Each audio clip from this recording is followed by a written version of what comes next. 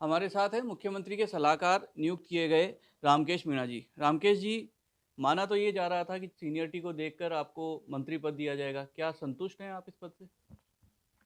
ये सब मुख्यमंत्री जी का विशेषाधिकार है और किससे किस विधायक से वो कहाँ काम लेंगे, ये सब वो सोच समझ करके और वो निर्णय करते हैं। उन्होंने जो निर्णय किया है सलाहकार के रूप में हमें नियुक्ति देने का, जो उन्होंने मन बनाया है, मैं उनका आभार प्रकट करता हूँ।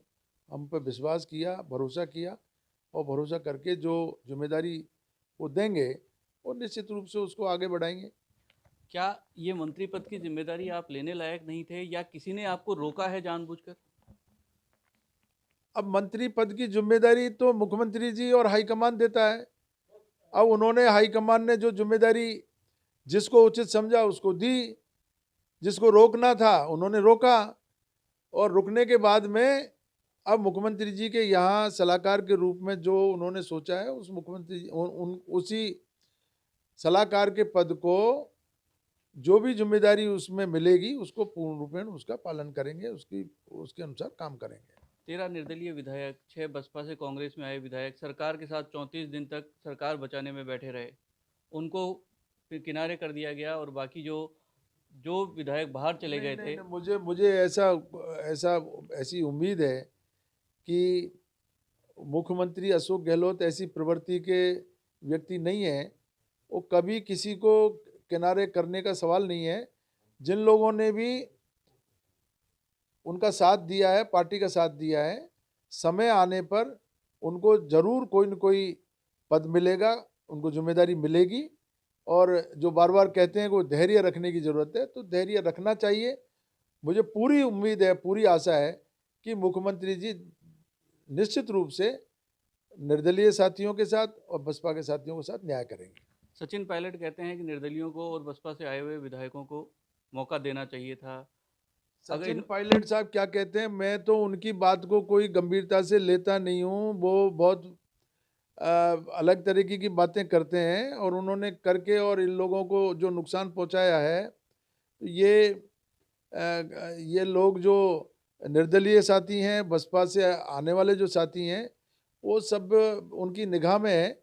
और उन्होंने, मैं मानता हूं कि उन्होंने पार्टी के सच्चे सिपाही के रूप में काम किया था, और उनको उनको उनकी कोई गलती, उन्होंने कांग्रेस पार्टी को समर्थन दे करके कोई गलती नहीं की। तो इसका मतलब आपको रोका पायलट साहब नहीं है?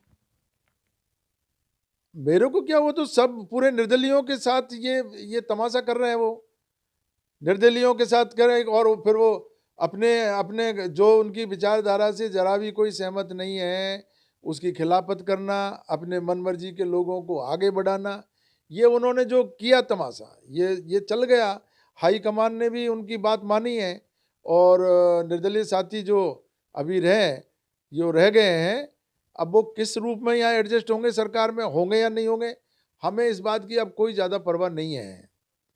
हमने 3 साल निकल गया, और अब जो है चुनाव में जाने की तैयारी कर ली है।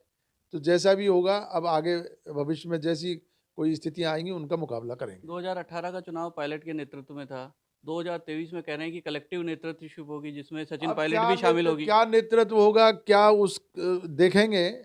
लेकिन मैं समझता हूं कि इसी तरह की गलती जो 2018 में अभी की है, लोगों के टिकट काट करके, ऐसे अगर वन मैन शो, अगर किसी व्यक्ति को अगर ऐसे जिम्मेदारी दे दी, अधिकार दे दिया, और पायलट साहब को ही अगर अधिकार दे दिया, तो पार्टी को बहुत भारी नुकसान होगा, मेरा मानना आप है। आलाकमान के पास जाएंगे? बिल्कुल जाऊंगा मैं। अगर ऐसी कोई परिस्थितियां आएगी तो मैं नहीं, कम से कम 40-50 जो विधायक हैं वो सब जाएंगे हम लोग। सब नाराज हाँ हैं। बिल्कुल।